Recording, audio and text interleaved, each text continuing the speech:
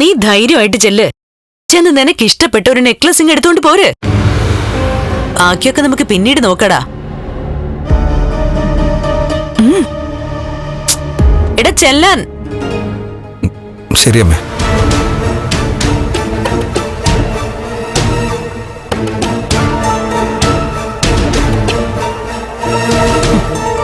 വീട്ടിനകത്ത് വഴക്കുണ്ടാക്കാനായിട്ട് അവൻ ഓരോന്ന് ചെയ്തോളും. എന്തായാലും കയറി വന്നവള് ചില്ലറക്കാരിയല്ല.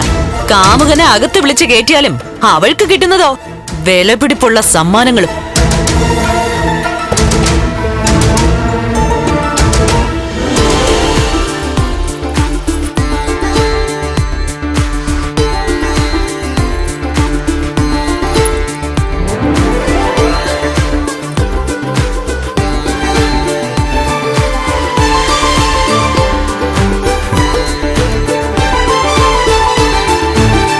ഇതെങ്ങനെയുണ്ട്? നന്നായിട്ടുണ്ട് സർ. ഇത് പുതിയ ഫാഷനാണ് സാർ. എന്നാ ഇത് പാക്ക് ചെയ്തോ. ശരി sir, thank you. Sir, bill എങ്ങനെയാണ് സാർ? കാർഡാണോ അതോ? കണ്ണേറ്റ ഇവിടുന്ന് ഇഷ്ടംപോലെ സ്വർണ്ണം എടുത്തോണ്ട് പോകുന്നുണ്ടല്ലോ, അതിനൊന്നും നിങ്ങൾ ബില്ല് ചോദിക്കാറില്ലല്ലോ. അത് പിന്നെ ഇത് കണ്ണൻ സാറിന്റെ ജൂവലറിയില്ലേ സാർ. ഞാൻ ആ കണ്ണന്റെ അനിയനാണ്. പക്ഷേ സ്ട്രെയിറ്റ് ആയിട്ട് സാറിനോട് ചോദിക്കാതെ ഒന്നും ചെയ്യാൻ പറ്റില്ല സാർ.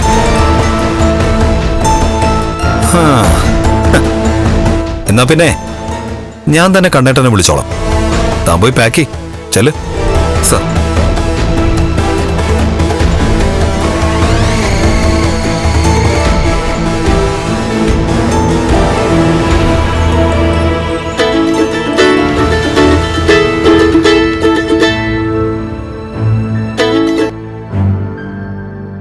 എന്താടാ? ആ ഏട്ടാ, ഞാനിവിടെ ജ്വല്ലറിയില്ല. എന്തിനാ നീ അങ്ങോട്ട് പോയത്? ഒരു നെക്ലസ് എടുക്കാനായിട്ട് വന്നാ, കരുണയ്ക്ക് കൊടുക്കാൻ. ആ, ബില്ല് അടച്ചിട്ട് എടുത്തോണ്ട് വയ്ക്കോ. എന്താ ഏട്ടാ ഇങ്ങനെയൊക്കെ പറയുന്നേ? ഏട്ടത്തേക്ക് ഇഷ്ടപ്പെട്ട സ്വർണ്ണമൊക്കെ എടുത്തു കൊടുക്കുന്നുണ്ടല്ലോ, പിന്നെ ഞാനൊരു നെക്ലസ് എടുക്കുന്നത് അത്ര വലിയ തെറ്റായി പോയോ? അത് തെറ്റ് തന്നെയാ. നിന്റെ ഭാര്യയ്ക്ക് ആവശ്യമുള്ളതൊക്കെ അവളുടെ വീട്ടുകാർ കൊടുത്തു തന്നെ വിട്ടത്. പോരാത്തതിന് കരുണയുടെ മുത്തശ്ശിയും വിരുന്നിന് ചെന്നപ്പോ ഇഷ്ടത്തിന് സ്വർണം കൊച്ചുമോക്ക് കൊടുക്കുകയും ചെയ്തു. അങ്ങനെ സ്വർണം കൊടുത്ത് സഹായിക്കാനായിട്ട് ആളില്ലാത്തത് എന്റെ ഭാര്യയ്ക്കാ. അതുകൊണ്ടാണ് എന്റെ സ്വർണ്ണക്കടയിൽ നിന്ന് എനിക്കിഷ്ടപ്പെട്ട സ്വർണം സെലക്ട് ചെയ്ത് കൊണ്ടുവന്ന് കൊടുത്തത്. അതൊരു മത്സരത്തിന് വേണ്ടിയിട്ടൊന്നുമല്ല. നിന്റെ ഭാര്യയ്ക്കും അവളുടെ അച്ഛനും മുത്തശ്ശിക്കും ഒക്കെ കുറച്ച് അഹങ്കാരം കൂടുതലാ. മഹാലക്ഷ്മി സ്വർണം വേണ്ടെന്ന് പറയുമ്പോ അവള് നിന്നോട് പറഞ്ഞു കാണും, മഹാലക്ഷ്മിക്ക് ഞാൻ കൊടുത്തതിനേക്കാൾ എടുപ്പത് സ്വർണം അവക്ക് നീ കൊണ്ടുവന്ന് കൊടുക്കണമെന്ന്. അങ്ങനെ അവക്ക് സ്വർണം ഇട്ടോണ്ട് മേനി കാണിച്ച് നടക്കണമെങ്കിൽ നീ പോയി അവളുടെ അച്ഛനോട് പറ അതിനുള്ള പണം തരാൻ. ആവശ്യമുള്ള കാര്യങ്ങൾക്ക് ഞാൻ നിനക്ക് സഹായം ചെയ്യുന്നുണ്ട്. നിനക്ക് വേണ്ടി മാത്രമല്ല, ഈ കുടുംബത്തിലുള്ള എല്ലാവർക്കും. എന്നാ നിന്റെ ഭാര്യയുടെ വാശി തീർക്കാൻ എന്റെ മുതൽ നശിപ്പിക്കാൻ ഞാൻ തയ്യാറല്ല. അതുകൊണ്ട് നിന്റെ കയ്യിൽ പണം ഉണ്ടെങ്കിൽ അതിന് നിനക്ക് സ്വർണം വാങ്ങാം. ആ, വേണമെങ്കിൽ പണിക്കൂലി ഞാൻ വേണ്ടെന്ന് വെക്കാം.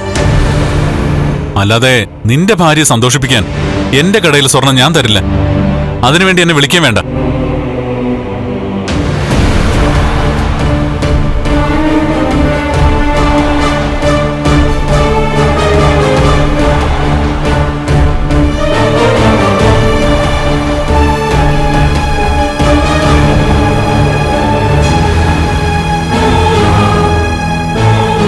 എന്തായി സാർ? ഒന്നും ആയില്ല. ഞങ്ങൾ രണ്ടിന്റെ അച്ഛനൊന്നാ, എന്നാ അമ്മമാർ രണ്ടാ. അയാളുടെ അമ്മ സമ്പന്നയായിരുന്നു, അതുകൊണ്ട് എല്ലാ സ്വത്തുക്കളും അയാളുടെ പേരിലായി.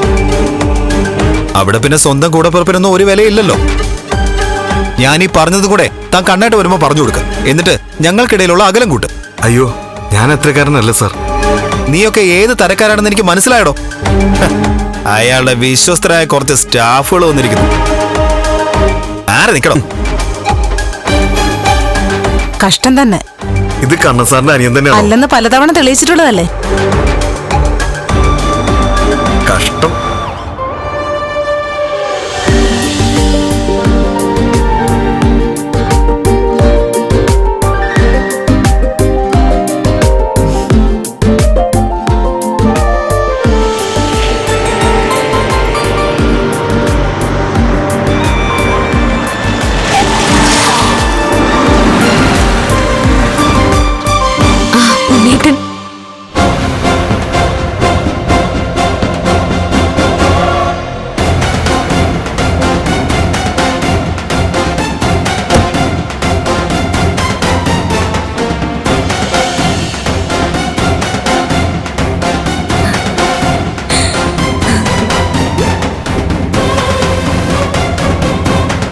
ശോ, ഇനി അവളോട് എന്ത് പറയും? വല്ലാത്തൊരു പരീക്ഷണായി പോയല്ലോ.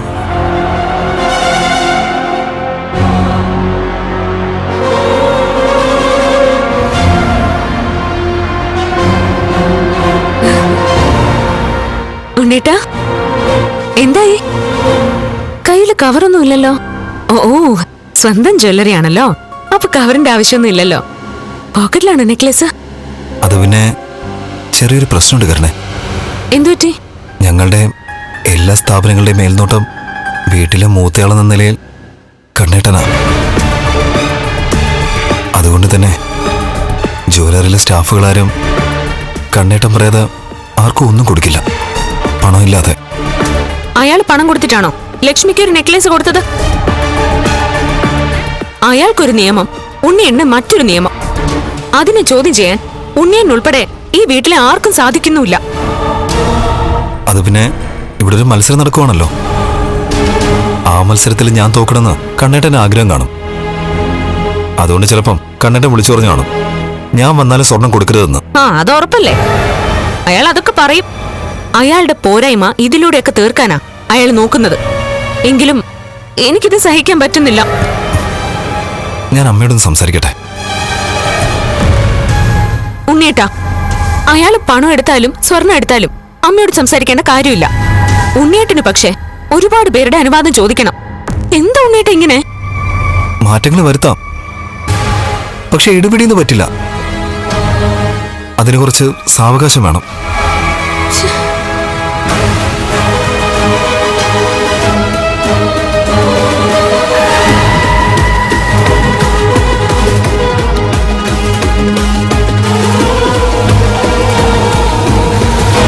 ഞാൻ പറഞ്ഞില്ല അമ്മേ, ജുവലറിയിലെ സ്റ്റാഫുകളെല്ലാം അയാൾ പറയുന്നതേ കേൾക്കൂ. വെറുതെ ഞാനവിടെ പോയി നാണം കിട്ടും.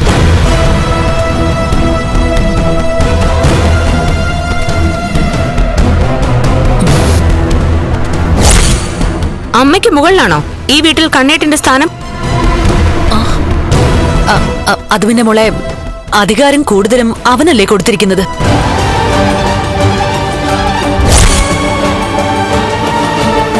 കമ്പനിയുടെ എല്ലാ സ്ഥാപനങ്ങളുടെയും MD സ്ഥാനത്ത് അവനെയല്ലേ വെച്ചിരിക്കുന്നത്. അതുകൊണ്ട് അവിടെയുള്ള സ്റ്റാഫുകളെല്ലാം അവൻ പറയുന്നതേ കേൾക്കൂ. ഇപ്പൊ രണ്ടാളുടെയും കല്യാണം കഴിഞ്ഞില്ലേ? അപ്പോഴെങ്കിലും ഉണ്ണിയേട്ടനെ സ്വതന്ത്രമാക്കണ്ടേ?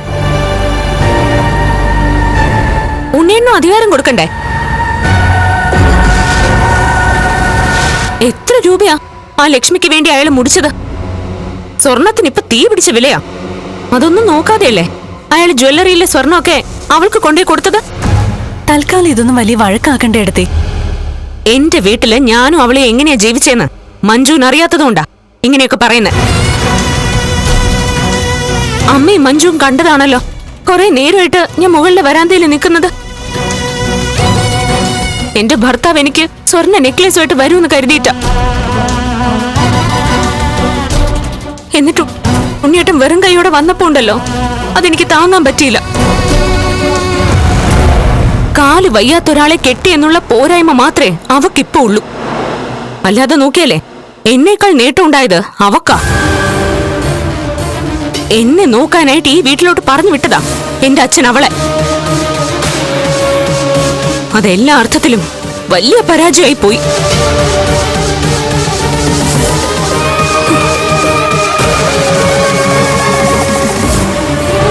എടാ മോനെ, അവൾക്കറിയത്തില്ലല്ലോ ഈ കാണുന്നതൊക്കെ കണ്ണന്റെ ആണെന്ന്. കരുണ പറഞ്ഞതാ സത്യം. സ്വന്തം ഭാര്യയുടെ മുന്നിൽ ആളാവാൻ വേണ്ടി അയാൾ എന്നെ ഇടിച്ചു താഴ്ത്തി.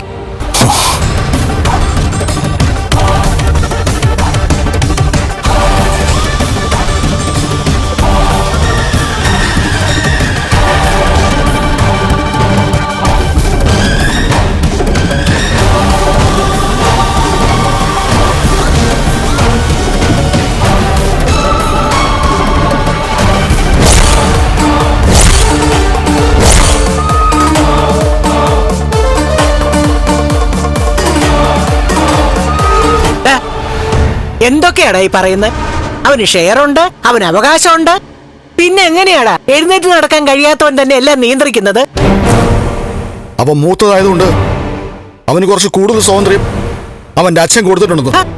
അവൻ അവന്റെ അച്ഛൻ കൊടുത്തെങ്കിൽ എന്താ? അയാള് ചത്തുപോയില്ലേ?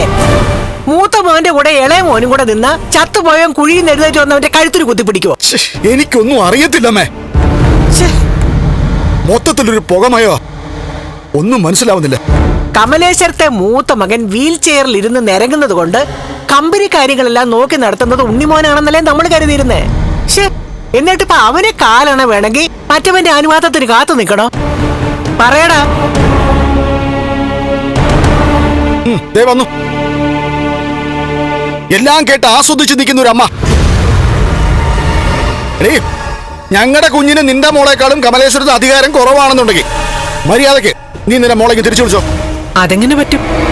മോളിപ്പോ കണ്ണന്റെ ഭാര്യയല്ലേ, ഇനി തിരിച്ചു വിളിക്കാൻ പറ്റുമോ? അവൾ എങ്ങനെയാടി കണ്ണന്റെ ഭാര്യയായത്? കമലേശ്വരം പോലൊരു വലിയ തറവാട്ടിലേക്ക് അവള് കടന്നു ചെന്നത് എങ്ങനെയാടി? അതൊരു ചതിയായിരുന്നു.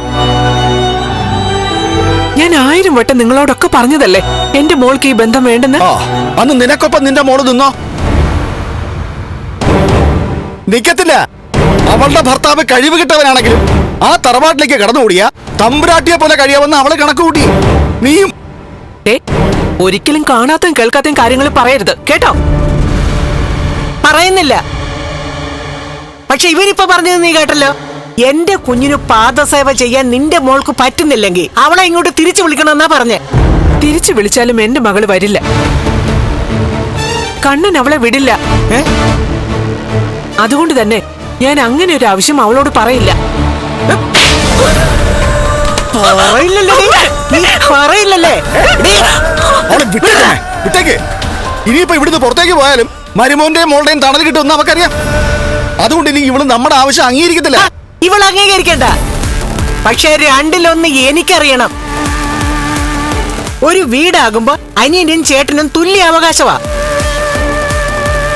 എന്നിട്ട് എഴുന്നേറ്റ് നിൽക്കാൻ പോലും കഴിയാത്ത ഒരുത്തന്റെ മുമ്പിൽ എല്ലാരും കൂടെ പഞ്ചപുച്ഛം അടക്കി നിൽക്കുന്നത് എന്തിനാണെന്ന് എനിക്ക് അറിഞ്ഞേ പറ്റൂ. അത് പറയേണ്ടവരെന്നോട് പറയണം. വിടറ, തടയാൻ നോക്കണ്ട. നീ ഒറ്റ ഒരുത്തനാ പലതും സ്വപ്നം കണ്ടിട്ട് എന്റെ കുഞ്ഞിനെ ഈ ഗതി വരുത്തിയത്.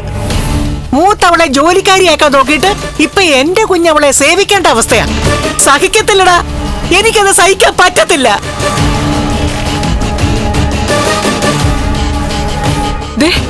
അമ്മ അവിടെ പോയി വായിൽ വരുന്നതൊക്കെ വിളിച്ചു പറയൂന്ന് അറിയില്ല. പറയട്ടെ, പറഞ്ഞാലെന്താ? അങ്ങനെ പറഞ്ഞാലേ അവിടെ ഉള്ളവർ കേൾക്കണം. കേട്ടേ പറ്റൂ.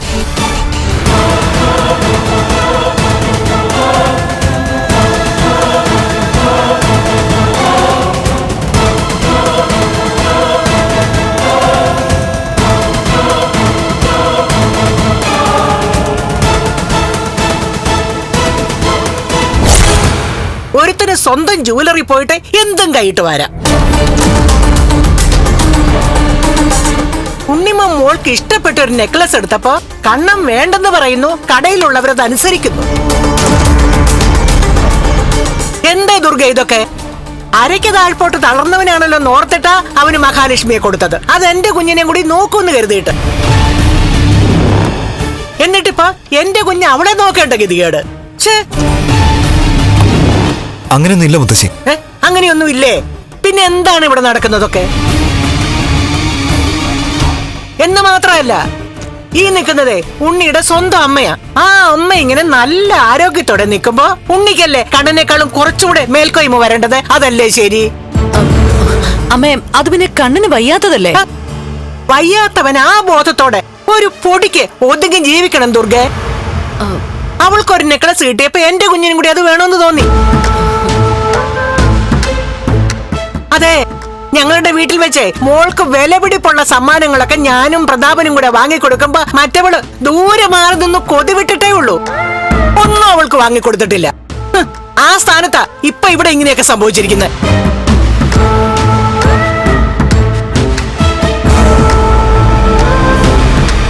എന്താ ഇവിടെ ഒരു വഴക്ക്?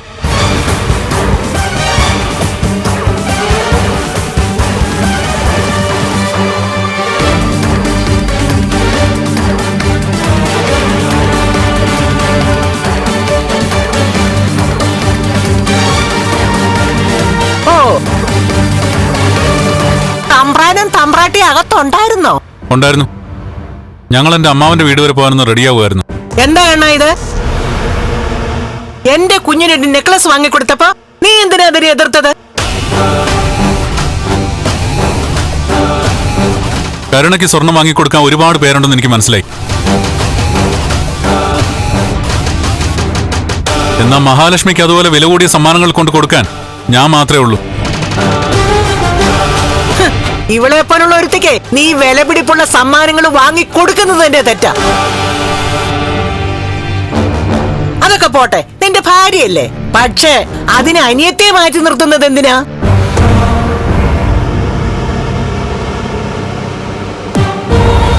ഉണ്ണിയുടെ കാര്യത്തിൽ നീ എന്തിനാ ഇടപെടുന്നേ? ഇത് ഈ വീട്ടിലെ കാര്യമാണ്. ഇവിടുത്തെ പ്രശ്നങ്ങൾ ഇടപെടാൻ മുത്തശ്ശിക്ക് എന്താ അധികാരം?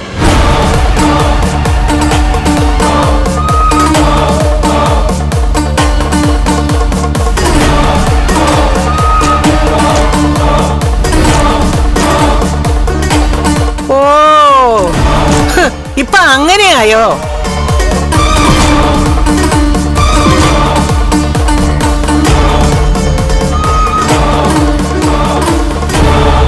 ചോദിച്ചത് ശരിയാണ് ദുർഗ. ഞാൻ മോളുടെ മുത്തശ്ശിയാണെങ്കിലും നിങ്ങളുടെ കുടുംബകാര്യത്തിൽ ഇടപെടാൻ എനിക്ക് എന്താ അവകാശം? കണ്ണൻ ചോദിച്ചത് ശരിയാ. ഇതൊക്കെ നേരത്തെ പറഞ്ഞിരുന്നെങ്കിലേ ഈ കല്യാണത്തെ കുറിച്ച് ഞങ്ങൾക്ക് രണ്ടാമതൊന്ന് ആലോചിക്കേണ്ടി വന്നേനെ.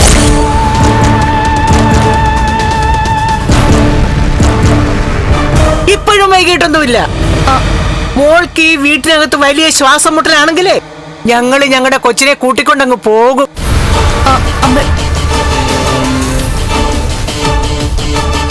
അതുപോലെ പൊന്നുപോലെ നോക്കിയതാ.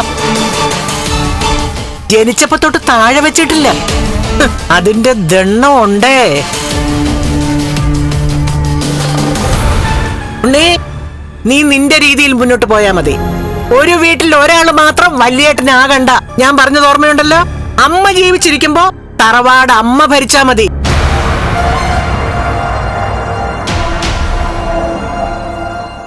അതല്ല, ഇനി മരിച്ചു പോയൊരു കണ്ണന്റെ പേരിൽ മാത്രമാണോ ഇതെല്ലാം എഴുതി വച്ചിരിക്കുന്നത്?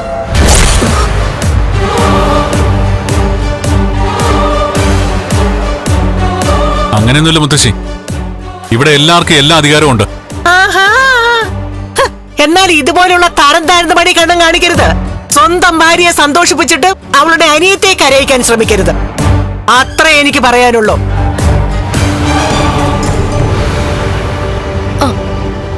അയ്യോ, അമ്മ പോവാണോ? ഇനി ഞാനിവിടെ നിന്നാലേ നിങ്ങളുടെ മൂത്ത മരുമകളുടെ കരണക്കുറ്റിക്കൊട്ടൊന്ന് കൊടുത്തെന്ന് വരും. ഇനിയിപ്പോ വീട്ടിലൊരുത്തിയോട്ടല്ലോ, അവക്കിട്ട് കൊടുത്തോളാം. മുത്തശ്ശി പോയിട്ട് വരാം മോളെ.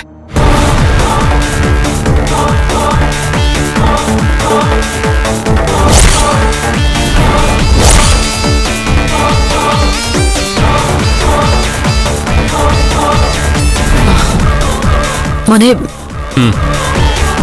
പ്രായം ഒരുപാടായി പോയി. പിന്നെ ഇയാൾ എന്നെ വിലക്കുകയും ചെയ്തു. അതുകൊണ്ടാണ് ഞാൻ അവർക്ക് കൊടുക്കേണ്ട മറുപടി കൊടുക്കാതിരുന്നത്.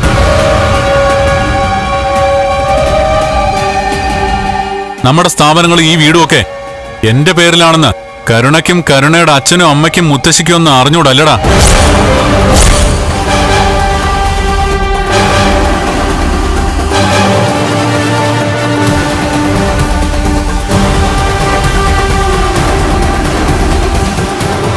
ആരുമല്ല, ഇതുപോലുള്ള സാഹചര്യങ്ങൾ ഉണ്ടാവുമ്പോ സാവകാശം അവളെല്ലാം അറിഞ്ഞോളും. അല്ലെങ്കിൽ നീ നിന്റെ ഭാര്യയെ നിലയ്ക്ക് നിർത്താൻ നോക്കണം.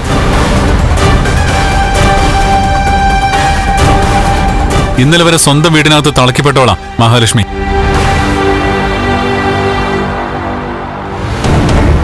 എന്നെ പോലെ ഒരാളെ കല്യാണം കഴിച്ച് ത്യാഗം ചെയ്യേണ്ടി വന്നു. അല്ലെങ്കിൽ സ്വന്തം മകളെ നോക്കണമെന്ന ഒറ്റ ലക്ഷ്യം വെച്ചുകൊണ്ട് ആ പോയവരും അവരുടെ മകനും കൂടി ഇയാളെ ഇങ്ങോട്ട് പറഞ്ഞു വിട്ടു. അതൊക്കെ മനസ്സിലായ സ്ഥിതിക്ക് എനിക്ക് എന്റെ ഭാര്യയെ സംരക്ഷിച്ചേ പറ്റൂ.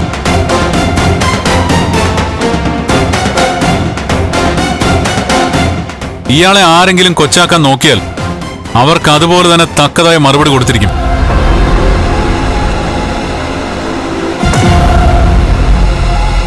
അതിപ്പോ ആർക്ക് എന്ത് തോന്നിയാലും ശരി.